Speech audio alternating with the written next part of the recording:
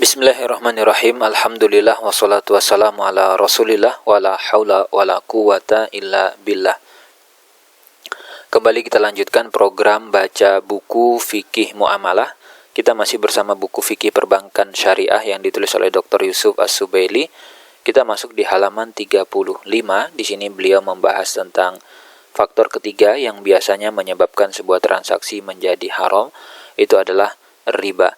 Nah, apa definisinya? Di sini beliau menyampaikan kalau secara bahasa artinya adalah bertambah. Sesuatu menjadi riba apabila dia itu bertambah. Ini sejalan dengan apa yang Allah firmankan.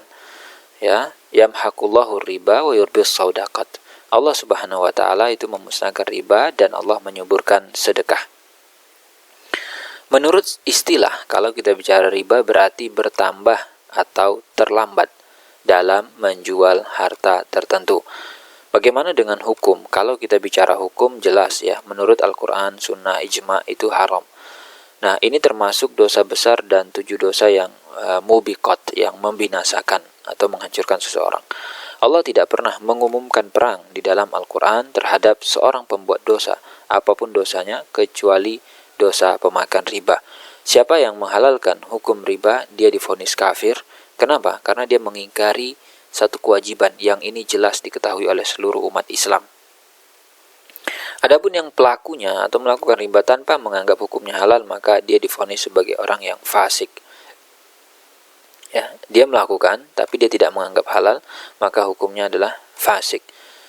Al-Mawardi, beliau mengatakan rahimahullah, tidak ada satu agama samawi pun. Jadi agama-agama yang diturunkan dari langit tidak ada yang menghalalkan riba, semua menyatakan haram. Allah Subhanahu wa taala menjelaskan syariat umat-umat terdahulu di dalam Al-Quran dan disebabkan oleh mereka memakan riba. Jadi berarti sejak dulu itu sudah ada hukum ini, padahal sesungguhnya mereka telah dilarang daripadanya. Quran surat An-Nisa ayat 161.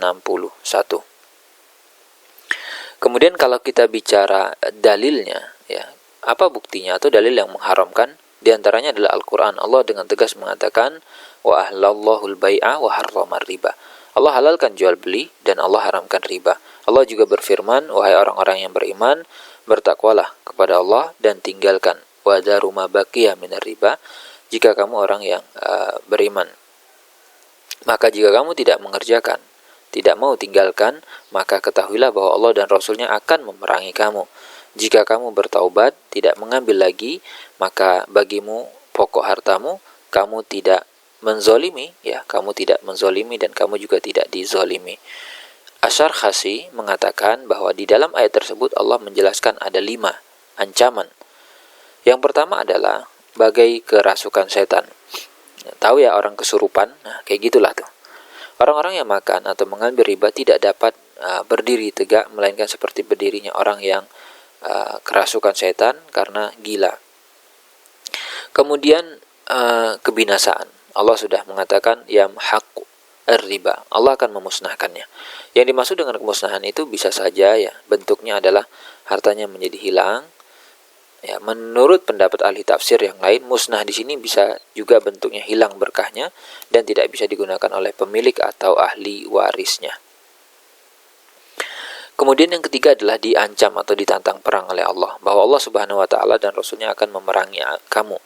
Yang keempat yaitu adalah kafir, karena Allah mengatakan wa zaru ma baqiya minar riba, yaitu tinggalkan ya sisa riba yang belum kamu ambil kalau memang kamu orang yang beriman. Dan lalu kemudian di akhir ayat tentang riba Allah menyatakan Allah tidak suka kepada orang yang tetap dalam kekafiran dan selalu berbuat dosa. Sehingga berarti pemahamannya orang akan kafir bila menghalalkan riba dan berdosa jika hanya memakannya. Kemudian ancaman yang kelima, dia akan kekal di neraka bagi orang yang mengatakan bahwa hukumnya halal. Sebagaimana Allah firmankan, orang-orang yang kembali mengambil riba, maka orang itu adalah penghuni neraka dan mereka kekal di dalamnya. Kemudian dalil lain adalah hadis Nabi Shallallahu Alaihi Wasallam dari Abu Hurairah radhiyallahu anhu anin Nabi Shallallahu Alaihi Wasallam, kata beliau, ijtanibu as-saba' al-mubiqat, jauhilah oleh kalian, tinggalkan oleh kalian 7 dosa, 7 hal yang membinasakan. Lalu kemudian para sahabat bertanya, ya Rasulullah, ma hunna, apa itu? Qala asyirku billah. Yang pertama syirik kepada Allah. Kemudian yang kedua adalah sihir, melakukan perbuatan sihir. wa qatlun nafs allati harramallah illa bilhaq, kemudian membunuh nyawa yang diharamkan oleh Allah, wa aklu riba, dan memakan riba, wa aklu malal yatim, dan memakan harta anak yatim, kemudian tawalli yaumal az-zahaf, dan kemudian yang berikutnya adalah lari dari pertempuran dan menuduh wanita beriman dengan tuduhan zina. Dan kemudian di dalam hadis lain Rasul bersabda, la'ana Rasulullah sallallahu alaihi wasallam, ini Jabir menceritakan bahwa Rasul melaknat akil riba wa mukila wa katibah, si pemakannya, kemudian orang yang memberikannya, penulisnya, sekretarisnya, pencatatnya, notarisnya, dan syahidai, dua saksinya, orang yang ikut terlibat di situ, dan mereka statusnya sawa atau sama dosanya. Kemudian yang ketiga ada ijma. Para ulama sepakat bahwa hukumnya haram, ya.